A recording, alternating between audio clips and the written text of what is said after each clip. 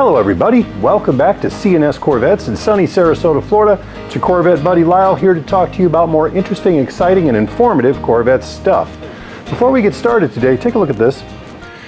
Okay guys, we have another really good cause offering a sweepstakes for a 2024 Corvette Z06 plus $20,000 cash to cover your taxes. This is really a beautiful car. Obviously, we all want a Z06, and it's a chance to get a reasonable shot at winning one without having to lay out a lot of money. Now, the key here, and we always focus on this, is being put up by MS Solutions, which is a charity that assists people with multiple sclerosis and helps them not only financially, but also helps raise public awareness so that more and more people maybe are helping to push for new solutions or further research. They've been around a long time. Obviously, they're based here in the United States. It's a worthy cause. And the cool part is, because we're partnering with them, if you go in and say, I'll give $100 to the charity, you're actually going to get an additional 25% more entries. So for $100, you get 90 entries plus an additional 23 because we're helping them out. So you'll see our promo code CNS here. You can do whichever amount you feel comfortable with, enter your name, information, all that, and on the next page, your credit card information.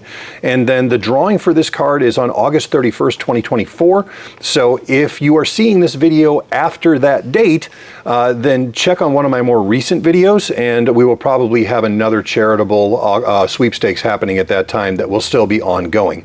Otherwise, guys, I wish you the best of luck, and if I hear about you winning this car, I'd be really, really thrilled. So let me know. Thanks. Welcome back, guys. Thank you again for watching. Today's trivia question is a two-parter, so listen carefully. In what year was fuel injection first available as an option on Corvette? Second part of that question is, what was the last year of Corvette production to have a carburetor? So, what year was fuel injection introduced as an option? What was the last year for carburetor on a Corvette? Answer will be at the end, but in the meantime, put it in the comments below. Let's see how close you can get. All right, today we're going to talk about a car that I think has a lot of potential for the future, for collectability, for actually going up in value. And as far as performance goes, considering what C7 Grand Sports and C8s are bringing, this is a car that you may want to consider if you're looking to get into the very top end of the Corvette performance value to dollar market. The car I'm talking about is the 2009 to 2013 Corvette ZR1. Now, of course, I'm sure if you know Corvettes, you're familiar that we had another ZR1 back in 90 to 95, and there was yet another ZR1 back in the early 70s, but this car was really, really different. It had the LS9 supercharged V8, producing 638 horses and 604 foot-pounds of torque, which made it the most powerful car GM had ever made up to that point. It featured things like the magnetic ride suspension, as we know the F55, but it was specially tuned for the ZR1. It had a different programming setup than any other magnetic ride car because the ZR1 was made to go around town, sure, but it was also made to work at the track. The Brembo carbon ceramic brakes that came with it, which were extremely expensive, but are very, very good at their job, could haul the C6 ZR1 from 60 miles an hour to a complete stop in 98 feet. That's not a long distance if you've ever done any performance driving. Featured things, it had the same aluminum frame that the Z06 did. Had carbon fiber hood. Now, of course, it was painted on the outside and had the little window in it so you could see the intercooler. But under the hood, you could actually see the carbon fiber strands and stuff naked. It was really pretty. Other things that were carbon fiber on that car, the front fenders, the top panel, the halo panel, the rockers, the front splitter, all of that stuff was real carbon fiber, which in 2009, 2010, you didn't see that on American cars, so this was a big step forward. Also, For all of you guys who don't want the C8 because it doesn't have a manual transmission, well, I got good news. Here is a low production, high powered, very, very, very competent car that was 6-speed manual only, no automatics involved. Just some of the high points on this car. It was the first production Corvette to pass 200 miles an hour in stock trim. The base price was $103,300 in 2009, which made it the most expensive Corvette ever made at that time. If you're paying attention to later stuff, yeah, we got well beyond that. But past 100 grand was a big deal back then. The 2011 LS9 featured an intercooler water tank to keep temperatures down during high performance driving. Again, very much a race and track focused kind of technology. The 2011 also set a record at the Nürburgring Nordschleife at 7 minutes 19.63 seconds. To give you an idea of how fast that is, it was faster than a Ferrari 488, faster than a Dodge Viper ACR, faster than a Porsche GT2 RS, a Maserati MC12 supercar, a Pagani Zonda, a Lamborghini Aventador, and a Ferrari Enzo. If you've noticed, those are some really fast cars, and this car was faster. There were only a total of 4,684 of these made from 2009 through 2013. So while there's more than a couple, there aren't billions and billions of them out there. Here's my take on it.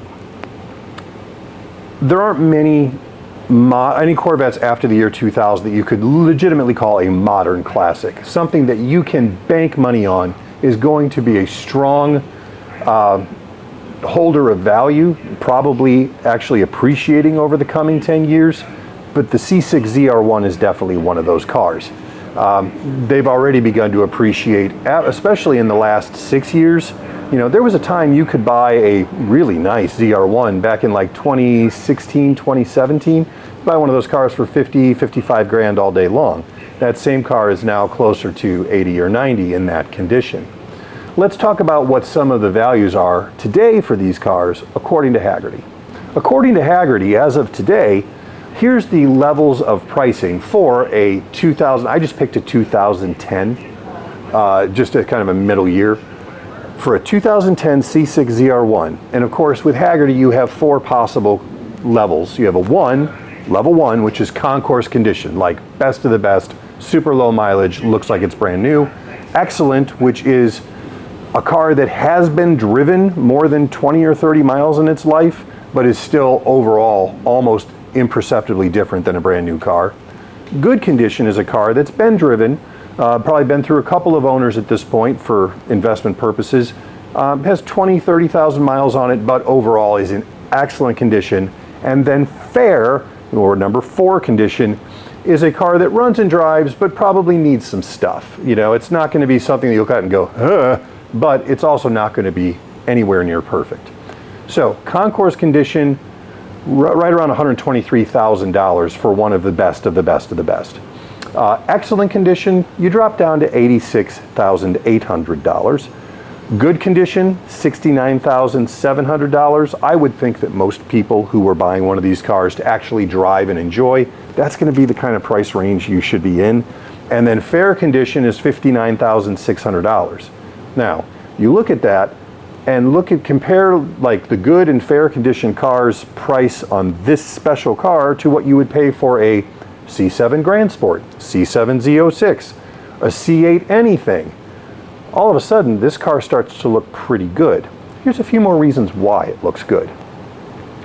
It's world-class performance and technology for the time. Still has some of the coolest stuff race car-wise that you could possibly have.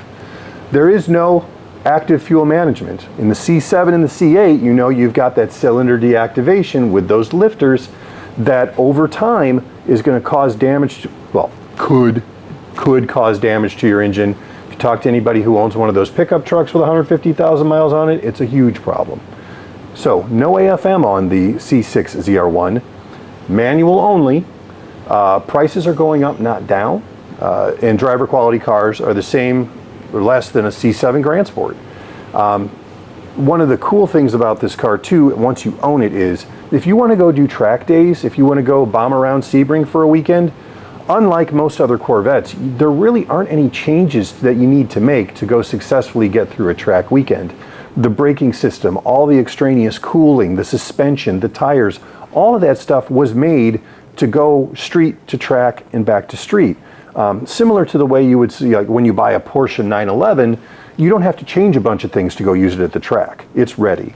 Same thing with the C6 ZR1. It's also still quite happy to go to the store, the beach, cruise around town. It's still very much an easy to live with car. It's not a temperamental beast like a lot of these other more exotic cars who can do the same kinds of performance that this one would be.